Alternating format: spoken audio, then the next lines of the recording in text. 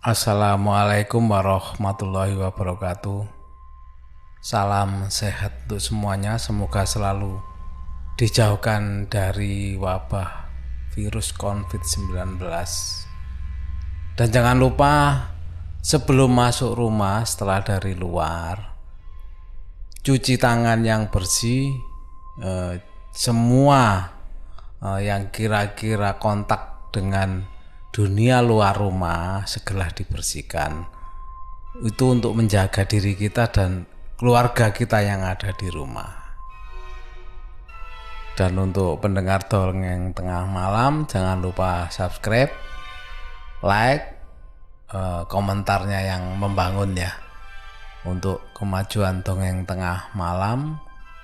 Dan untuk yang di Spotify, jangan lupa follow untuk mengetahui update terbaru dari dongeng tengah malam biar nggak ketinggalan cerita-cerita yang dibawakan di dongeng tengah malam. Cerita kali ini mengenai seorang anak yang membawa sesuatu yang tidak seharusnya dibawa. Dan kejadian ini terjadi di ujung Jawa Timur, paling timur ya, dimana daerah tersebut memang kalau mau ke pantai itu dekat sekali, berdekatan dengan pantai, banyak pantainya. Jadi kalau mungkin pergi ke sana, kalau sekarang ini wisata pantai sudah digalakkan di sana. Jadi banyak orang yang kalau mau wisata itu tidak harus ke Bali, atau di sini pun banyak pantai-pantai yang indah-indah. Kalau sekarang, kalau dulu kan masih belum dikelola seperti sekarang ini. Cerita ini dialami oleh seorang anak ya, sebut saja namanya Gatot, yang biasa bermain sama teman-temannya. Jadi Gatot ini punya beberapa teman. Biasanya kalau habis sekolah atau apa, biasa kalau anak-anak dulu itu kan nggak kayak sekarang ya, mainan handphone apa, kalau dulu kan nggak. Mainannya itu ya paling main kemana, ke kebun kayak, atau ke sawah, atau bermain layang-layang dan sebagainya. Kalau kebetulan di daerah Gatot ini kan berdekatan dengan pantai, jadi mereka kalau bermain itu biasanya ke daerah pinggiran laut atau pantai. Jadi di sana ya main pasir-pasiran lah, main banyak lah. Kalau main di pantai itu ya, mereka membuat bentuk-bentuk apa di pasir itu. Seperti biasa pada hari itu, setelah pulang sekolah, Gatot kan sudah janjian sama temannya, ayo kita nanti main kemana. Setelah pulang sekolah, mereka harus pulang dulu, makan siang dulu, kalau enggak ditegur sama orang tuanya masing-masing. Makanya begitu pulang sekolah ya langsung pulang dulu, makan, habis itu ya ganti pakaian. Tapi karena orang tuanya mereka kebetulan sama-sama ya, jadi setelah makan siang mereka bisa bermain, karena beberapa orang tua itu kan zaman dulu kan enggak. Setelah pulang sekolah makan, anak biasanya suruh tidur dulu, tidur siang, karena kebiasaan orang dulu itu kan tidur siang. Itu sudah menjadi tradisi. Lain dengan sekarang. Kalau sekarang itu sepertinya bukan tradisi lagi tidur. Kalau zaman dulu itu tradisi, apalagi kehidupan orang-orang dulu seperti banyakkan pegawai negeri. Pegawai negeri itu kalau kerjakan siang sudah pulang, apalagi guru ya. Kalau guru itu siang pulang, biasanya makan siang, sholat duhur sudah, ya tidur siang. Seluruh keluarga sama makan, sampai anak-anaknya pun tidur siang, harus tidur siang. Baru sore bisa bermain. Tapi lain dengan Gatot ini. Kalau Gatot ini kebetulan mungkin orang tuanya agak bebas. Begitu juga sama teman-temannya, karena mungkin pekerjaan orang tuanya ya, yang tidak seperti pegawai bisa pulang siang. Setelah pulang makan siang, berganti pakaian semua, mereka bertiga ini sudah janjian rencana mau bermain di pinggir pantai atau pinggir laut. Tidak lama mereka berkumpul dari titik ya, dari itu kan ya biasa tempat mereka berkumpul. Mereka berkumpul bertiga, jalanlah mereka menuju pantai. Sebenarnya nggak jauh pantainya sih, dekat. Dari desa mereka tinggal, ya perjalanan paling ya 5 menit sampai 10 menit lah. Itu kan nggak jauh, kalau ditempuh jalan kaki 5-10 menit nggak sampai setengah kilo. Anggaplah setengah kilo lah. Tapi itu hal biasa bagi anak-anak desa seperti itu, hal biasa perjalanan ke situ nggak jauh. Kalau sekarang ya mungkin jauh karena banyak fasilitas. Kalau dulu ya enggak, mereka sudah biasa. Mereka bersama-sama bertiga ke pantai. Ya bermain di sana. Bermain ya seperti saya bilang tadi ya, bermain pasir, bermain lari-lari. Bahkan kalau ada yang bawa layangan, bermain layangan. Tapi layangan kalau di pantai enak, nggak kayak di darat ya. Anginnya kalau di pantai kan kenceng ya. Jadi kalau main layang-layang itu biasanya nggak perlu tinggi-tinggi, sudah layangannya itu terbang dan mudah terbang. Lah hari itu si Gatot ini bermain sampai sore, saking asiknya bermain. Mereka bermain gali-gali pasir. Lah pas gali-gali itu, ini kan sudah sore, sebenarnya sih harusnya sudah waktunya pulang. Pada waktu gali-gali pasir, main di dekat di situ ada pohon, dia nggak tahu namanya pohon apa, nggak disebutkan di sama narasumber ini. Lah teman Gatot ini namanya Sulkan, tiba-tiba menemukan sebuah batu. Begitu nemu batu, Sulkan heran, batu ini kok bagus bentuknya. Memang batunya tuh lain daripada yang lain. Jadi saya nggak bisa bayangkan bentuknya, tapi memang bentuknya beda gitu loh. Batu pada umumnya kan biasa ya, ada yang hitam, yang anu. Lah batu memang ada corak-coraknya karena merasa bagus. Si Sulkan ini tertarik untuk menyimpannya. Sempat juga ditunjukin sama Gatot sama teman satunya. Jadi batu itu bercorak, jadi seperti terbentuk gitu loh. Ada yang membuat batu itu. Nah namanya anak-anak kan nggak tahu batu itu ada, tapi yang penting dia merasa dan bagus, dan si Gatot tuh merasa iya bagus juga. Yang nggak ada pikiran apa-apa, berpikir menemukan Sulkan ya sudah. Akhirnya nggak besar batunya. Sebenarnya kalau digenggam itu ya nggak terlalu besar, dimasukkan saku pun ya nggak terlalu mencolok kelihatan. Akhirnya sama Sulkan ya sudah, setelah nunjukin batu itu karena merasa bermainnya juga sudah cukup lama ya, mereka berencana untuk menyelesaikan permainannya untuk pulang.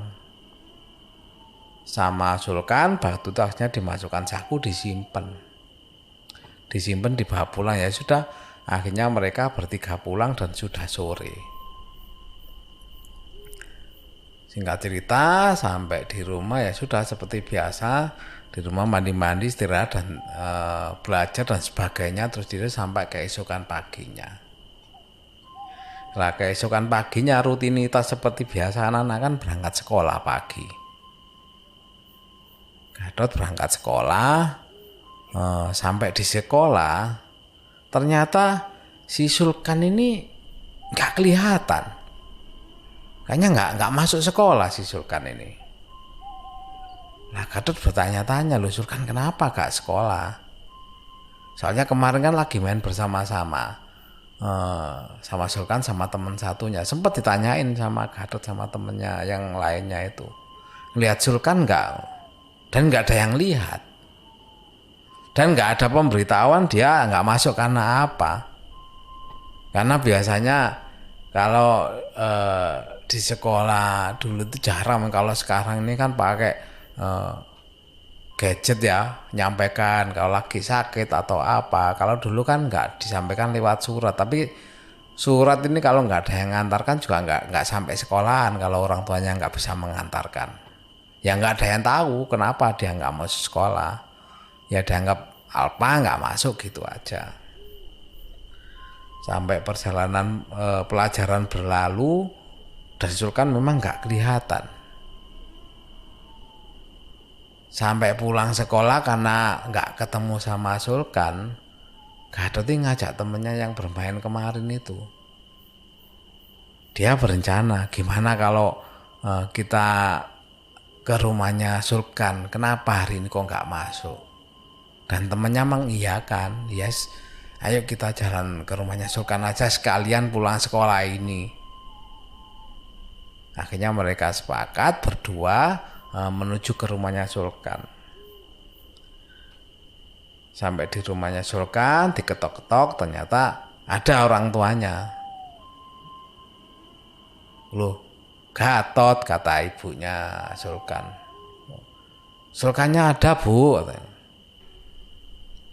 Iya, Sulkannya nggak mau sekolah, anaknya sakit, katanya ibunya Sulkan. Oh, sakit. Lah kemarin padahal kan nggak ada apa-apa, wong pulang itu dengan cariannya si Sulkan ini kok nggak ada gejala menunjukkan mau sakit. Biasanya kalau sakit biasanya kelihatan, nggak cerah, kan nyolok kelihatan.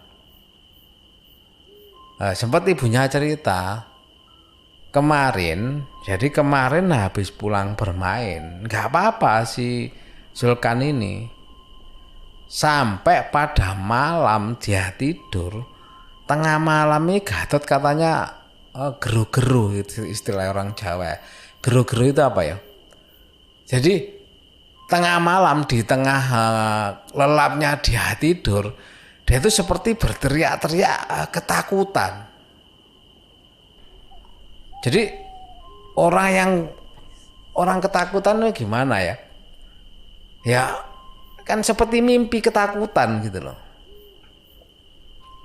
Mimpi ketakutan karena kedengaran orang tuanya. Loh, Sulkan ini kok seperti teriak-teriak. Tapi orang berteriak nggak bisa berteriak, itu loh istilah gero-gero itu ya. Mungkin kalau ada yang tahu istilah bakunya gero-gero kayak apa, mungkin bisa komen ya di komentar di bawah. Ibunya nyamperin ke Sulkan, dibangunin anak ini. Dibangun lama, dibangun nggak bangun, Pak, anaknya seperti menggigil ketakutan, kata ibunya. Sampai agak lama barulah bisa bangun. Begitu bangun, kata si Sulkan tiba-tiba nangis ngerangkul ibunya, kan terus kok kayak orang ketakutan. Dan badannya waktu basah dengan keringat, karena orang takut itu kan biasanya berhubungan dengan keringat yang keluar. Begitu juga Sulkan, ini katanya keringatnya sampai bajunya basah semua. Karena melihat Sulkan yang ketakutan kayak gitu, ibunya juga kasihan. Akhirnya sama ibunya bajunya diganti, dan Sulkan gak mau tidur sendiri. Dan dia minta ditemani ibunya karena masih kelihatan rasa takutnya itu. Akhirnya ya sudah, sebenarnya ibunya gak mau karena dianggap pas mimpi anak-anak lah. Mungkin sama ibunya seperti itu, dianggap mimpi anak-anak. Akhirnya diganti bajunya, suruh tidur lagi, tapi Sulkan tetap nggak mau. Dengan nada anak takut itu ya Sulkan ini. Karena kasihan melihat anaknya sampai menangis-nangis mau ditinggal ibu, sampai nangis nggak mau ditinggal, bahkan dia gandoli ibunya. Ibunya mau tidur di mana dia maunya ikut. Ya karena melihat itu mungkin ibunya kasihan, ya sudah akhirnya ditemani sama ibunya tidur. Ditemani ibunya tidur sampai tidur lagi, sudah nggak ada apa-apa sampai pagi. Karena pagi ibunya kan kalau pagi kan mesti bangun duluan, masak, bersihkan rumah dan sebagainya. Dilihat Sulkan ya masih tidur pula, ya sudah dibiarin sama ibunya karena kan masih terlalu pagi. Setelah ibunya aktivitas di rumah ya masak dan sebagainya, kan hari sudah beranjak siang, mau siang lah, ibunya mau bangunkan Sulkan karena kan harus sekolah. Begitu ibunya mau nyamperin Sulkan, ibunya kaget. Karena apa? Sulkan ini menggigil kayak kedinginan. Lah ibunya ya heran, kemarin malam tidur sama ibunya nggak apa-apa kok. habis ditinggal kegiatan di rumah kok mau dibangunkan, kok badannya menggigil kedinginan dan badannya panas. Ya karena badan panas akhirnya ibunya kaget. Kaget dibangunin, kenapa ditanyai. Katanya badannya kedinginan si Sulkan ini. Ya sudah karena badannya panas sama ibunya nggak disekolahkan. Suruh istirahat dulu. Sampai Sulkan datang itu. Lah sempat si Gatot nanya, apa nggak dibawa ke dokter? No. Ya ibunya bilang rencana nanti sore. Karena dokter itu bukan dokter ya, kalau di kampung itu kan mantri biasanya. Mantri kesehatan buka praktek. Rencananya nanti sore karena apa? Biasanya bukanya itu sore. Kalau mantri kesehatan itu kan kalau pagi itu dinas pulang siang, sorenya biasanya buka praktek di rumah lah. Rencana ibunya nanti sore mau dibawa ke mantri kesehatan untuk diobatkan. Ya sudah, akhirnya si Sulkan ini si Gatot ini karena sudah agak sore ya sudah akhirnya pulang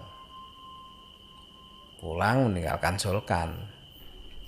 Nah, sorenya benar Sulkan dibawa ke mantri kesehatan karena badannya masih panas. Dan Gatot waktu main ke rumahnya untuk melihat kondisi Gatot kan memang badannya panas. Dan sudah Gatot ini bahkan waktu Sulkan, waktu Gatot ini ke tempatnya Sulkan di kamarnya memang badannya panas dan gak bisa diajak ngomong sudah karena sakit tadi. Sakit hanya menggigil seperti orang kedinginan dan sudah nggak bisa diajak bicara lagi. Sorenya dibawalah ke mantri kesehatan sama ibunya. Sampai dikasih obat-obat. Selang 2 hari, 3 hari dari pertama sakit, ternyata si Sulkan ini nggak sembuh-sembuh. Masih panas badannya. Ya karena masih panas, ya ibunya ya bingung padahal obat sudah diminumkan. Makan juga selalu disuapin sama ibunya. Jadi sebelum minum obat kan mesti makan dulu sama ibunya, disuapin makan ya bisa makan. Cuman masih belum sembuh-sembuh juga, bahkan panasnya pun masih belum turun. Tapi untungnya nggak zaman sekarang, kalau zaman sekarang dikira corona ya. Kalau zaman dulu kan masih positif, nggak ada corona itu. Begitu hari ketiga kondisinya masih sama, dibawa lagi sama ibunya ke mantri kesehatan tadi. Begitu dicek sama mantri kesehatan katanya anak ini nggak ada sakit apa-apa. Dilihat radang tenggorok, biasanya kan radang tenggorokan ya. Dilihat tenggorokannya pun normal, nggak ada memerah atau biasanya kalau panas tinggi kan hubungannya dengan radang atau mungkin ada infeksi di mana. Tapi secara badan si Sulkan ini masih semuanya normal, bahkan dicek detaknya di apa itu katanya normal semua, dan obat itu juga penurun panas. Ya obat mantri lah, nggak tahu obatnya apa. Ya mantrinya heran, kok sudah 3 hari dikasih, akhirnya dikasih obat lagi. Nah mantrinya pesen sama ibunya, kalau ini sampai 2 hari dari sekarang periksa ini dan badannya si Sulkan ini masih tetap seperti ini, mantri kesehatan tadi bilang bawa aja ke rumah sakit dicekkan. Kenapa? Mungkin ada yang sakit yang tidak diketahui sama mantrinya itu. Akhirnya sama ibunya setelah 2 hari masih tetap nggak ada perubahan. Ya sudah, karena nggak ada perubahan seperti pesan mantri kesehatan tadi, dibawalah ke rumah sakit si Sulkan ini. Disampaikan, diceritakan kalau sudah ke mantri 2 kali dan sudah dikasih obat, ditunjukin obatnya. Karena masih sama, dicek-cek semua, memang di rumah sakit katanya normal, bahkan sampai akhirnya nggak tahu diapakan gitu ya katanya. Dimasukkan ke ruangan itu dicek semua, hasilnya pun katanya normal semua. Ya heran ibunya ini. Lah kalau bilang normal kan berarti orang nggak sakit. Kalau normal lah ini badannya si Sulkan masih panas. Ya sudah, karena merasa pihak rumah sakit bilang nggak ada sakit sama sekali, semua dicek katanya normal, ya disuruh pulang sama rumah sakit. Tapi sempat mungkin dokternya ngerti kali ya, sama dokternya bilang, ini dikasih obat ya Bu, katanya. Dikasih obat, kalau sampai besok nggak ada perubahan, karena mungkin dokternya ngasih obat yang lebih baik ya, mungkin ya. Dan harapan dokter kalau memang dikasih obat ini harusnya besok sudah membaik, karena memang tidak ada gejala sakit sama sekali. Katanya dokter pesan, kalau memang ini belum sembuh sampai besok, coba sih ibu berobat ke alternatif, mungkin nanya-nanya yang ngerti di luar hal-hal yang manusia ketahui, katanya dokter. Nah, ibunya bingung, maksudnya dia akan dijelasin sama dokter, coba sih mungkin ada kenalan ustadz atau guru ngaji, katanya. Coba ditanyakan, barangkali ada hal lain selain sakit secara medis. Nah, dengan pemahaman itu akhirnya ibu ngerti, ya sudah, akhirnya dikasih obat, diminumin, dibawa pulang, diminumin ke Sulkan. Dan ternyata bener, sampai besok Sulkan masih kondisinya tidak berubah. Jadi badannya masih panas dan menggigil. Ingat sama pesannya dokter yang di rumah sakit, akhirnya ibunya Sulkan ini berunding sama ayahnya, bapaknya. Gimana ini kondisi, dan ayahnya juga tahu, bapaknya juga tahu bahwa ya coba aja, kalau memang gitu coba dicarikan alternatif. Nanya-nanya, akhirnya orang tuanya si Sulkan nanya-nanya ke teman-temannya, ada nggak kenalan yang bisa tahu seperti yang disampaikan tadi. Nah, kebetulan ada temannya bilang, coba sih di desa sana, katanya ada memang pengurus dan guru ngaji, mau kurus masjid gitu loh, mungkin bisa, katanya. Coba dibawa ke sana, akhirnya minta tolong, ya udah, akhirnya diantar lah ke seberang desa. Dan memang orangnya itu kebetulan tinggalnya memang di dekat masjid situ, masjid yang diurusnya. Akhirnya Sulkan dibawa ke sana, dibilangin, diceritakan semua sama orang tuanya bahwa Sulkan tiba-tiba sakit. Awalnya dari mimpi ketakutan, katanya, gero-gero tadi.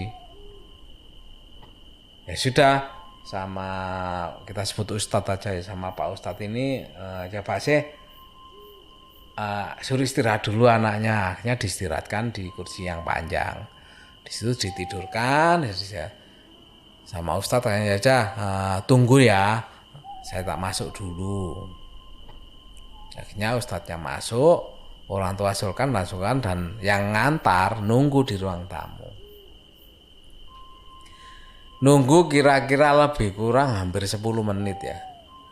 Hampir 10 menit ya, Pak Ustadz ini keluar,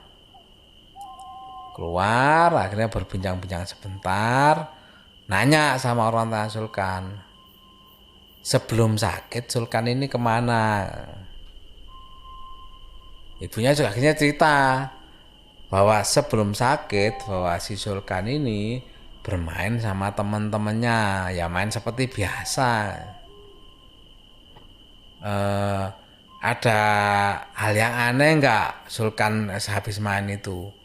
Hal yang aneh misalnya apa, berlaku aneh, atau ada sesuatu yang dibawa, katanya. Nah, orang tuanya kan nggak tahu. Lah Sulkan ini karena sakit, ditanya pun ya sulit, nggak bisa ditanya. Ya sudah, akhirnya Ustaz kalau memang nggak tahu, coba wes gini aja, dibawa pulang saja dulu. Coba saya mau istikharah dulu lah. Coba barangkali ada jalan keluar, ada Tuhan menunjukkan jalannya. Akhirnya disampaikan gitu, juga dipesan nih sama Pak Ustadz tadi. Coba tanya sama temen-temennya yang waktu bermain sama Sulkan itu, waktu itu sebelum Sulkan sakit, ada hal aneh nggak, ada kejadian aneh nggak waktu bermain itu. Ya sudah, akhirnya Sulkan dibawa pulang lagi. Dibawa pulang lagi dengan kondisi yang tetap masih sama. Akhirnya sampai di rumah, kan sampai di rumah ini sudah menjelang sore ya. Sudah menjelang sore, dan rencananya Pak Ustadz besoknya katanya mau main ke rumah. Sebelum duhur katanya. Sebelum duhur, nanti duhur rencananya kan mau pulang untuk ngurus masjidnya. Rencananya mungkin agak nggak terlalu siang, nggak terlalu pagi main ke rumahnya orang tuanya Sulkan ini. Dan Pak Ustadz tadi pesan temennya yang bermain bareng kemarin, kalau bisa minta tolong diundang ke rumah, mau ditanyain sama Pak Ustadz. Ya sudah, akhirnya esok harinya seperti yang disampaikan Pak Ustadz, si Gatot sama teman satunya tadi disuruh ke rumah sama orang tuanya Sulkan. Sekitar jam 10-an rumah orang tuanya Sulkan didatangi sama Pak Ustadz. Dan di situ sudah menunggu si Gatot sama temennya tadi. Karena memang diminta sama orang tuanya Sulkan. Akhirnya sampai Pak Ustadz melihat Gatot, dia bilang, sepertinya Gatot ini ada yang mengganggu, ada yang ngikuti katanya. Dan waktu mimpi itu, kan habis main kan Gatot katanya ketakutan.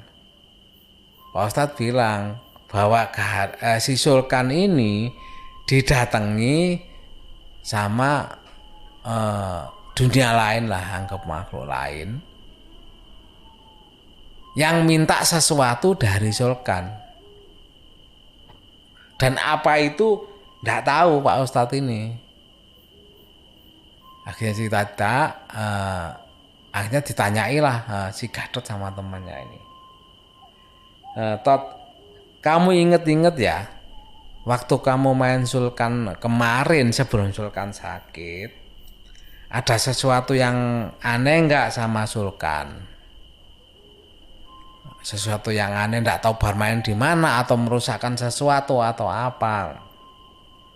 Lah, si Gatot ini ya bingung karena kejadiannya kan namanya anak-anak kan ya lupa-lupa ingat ditanyai. Akhirnya dengan sabarnya Ustadz sama orang tua Sulkan ini suruh nginget-nginget.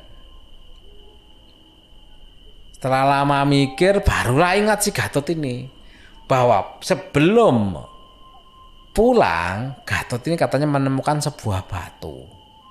Dan batunya ini yang bagus kata Sulkan. Bentuknya itu bagus, makanya Gatot Sulkan seneng dibawa pulang sama Sulkan. Nah, begitu mendengar itu Pak Ustadz ini baru ngerti, oh ini permasalahannya. Ya sudah, akhirnya si Sulkan ditanyai, kamu kemarin nemu batu mbok taruh di mana? Katanya Pak Ustadz. Ya karena walaupun sakit kan dipaksa, akhirnya harus nunjukin biar tahu jelas permasalahan. Akhirnya sama Sulkan tunjukin bahwa dia nemu batu disimpan di dekat tempat tidurnya, di meja katanya, disimpan rapi. Memang karena senang Sulkan lihat batunya. Begitu tahu batu itu, sama tadi sudah pesen sama orang tuanya Sulkan bahwa kembalikan batu ini, kembalikan pada tempatnya, dan setelah itu minta orang tuanya mendoakan si Sulkannya agar cepat disembuhkan. Begitu ada pesan dari Pak seperti itu ya sudah, orang tuanya segera mau mengembalikan batu dan mengajak Gatot sama temannya tadi. Tapi sebelumnya Pak Ustadz ya sudah, hanya itu yang bisa disampaikan, cuma dikasih nanti baca-baca ya, mengaji aja setelah ini sambil berdoa untuk penyembuhan Sulkan. Akhirnya Pak Ustadz pamitan pulang, dan orang tua Sulkan sekalian Gatot diajak untuk kembali ke pantai membawa batu yang dibawa Sulkan tadi. Akhirnya batu itu dikembalikan di tempatnya yang sesuai ditunjukkan sama Gatot. Kembalikan, diuruk sama pasir lagi, pulanglah orang tuanya Sulkan sekarang Gatot suruh pulang aja, wis ini sudah selesai. Sampai rumah orang tuanya begitu sholat duhur sekalian mengaji berdoa untuk Gatot. Setelah mengaji berdoa orang tuanya Sulkan, Gatot berangsur-angsur tiba-tiba panasnya turun.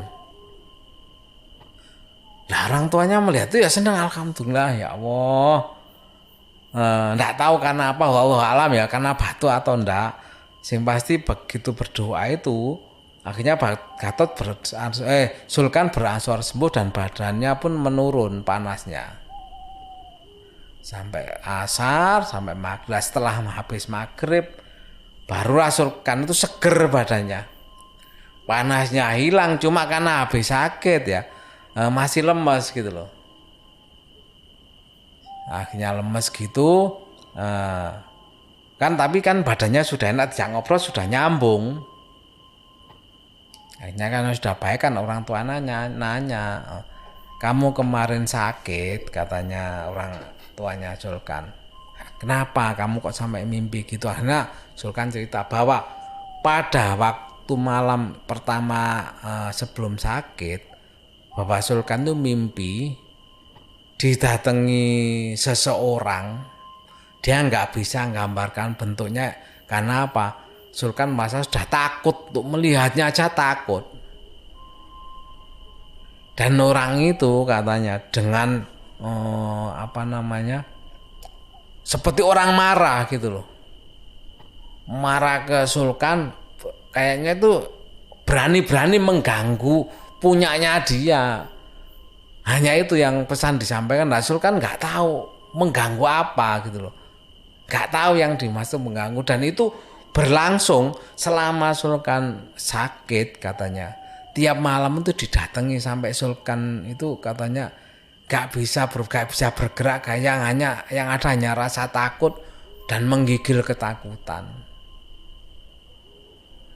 Dan setelah sembuh itu katanya Sulkan, setelah mau sembuh, mungkin setelah batu itu dikembalikan, barulah katanya makhluk itu sudah nggak mendatangi Sulkan lagi, cuma dengan ancaman jangan mengganggu lagi. Jadi Sulkan dipesan jangan mengganggu lagi tempatnya. Tapi nggak bisa diomong dengan kata-kata katanya, cuma dengan sikap seperti itu, jangan sampai mengganggu tempatnya dia lagi. Ya wallahu alam, ini kebenarannya cuma Sulkan menyampaikan seperti itu. Ya akhirnya karena sudah dikembalikan dan Sulkan sudah sehat kembali, alhamdulillah orang tuanya juga akhirnya mengerti gitu loh.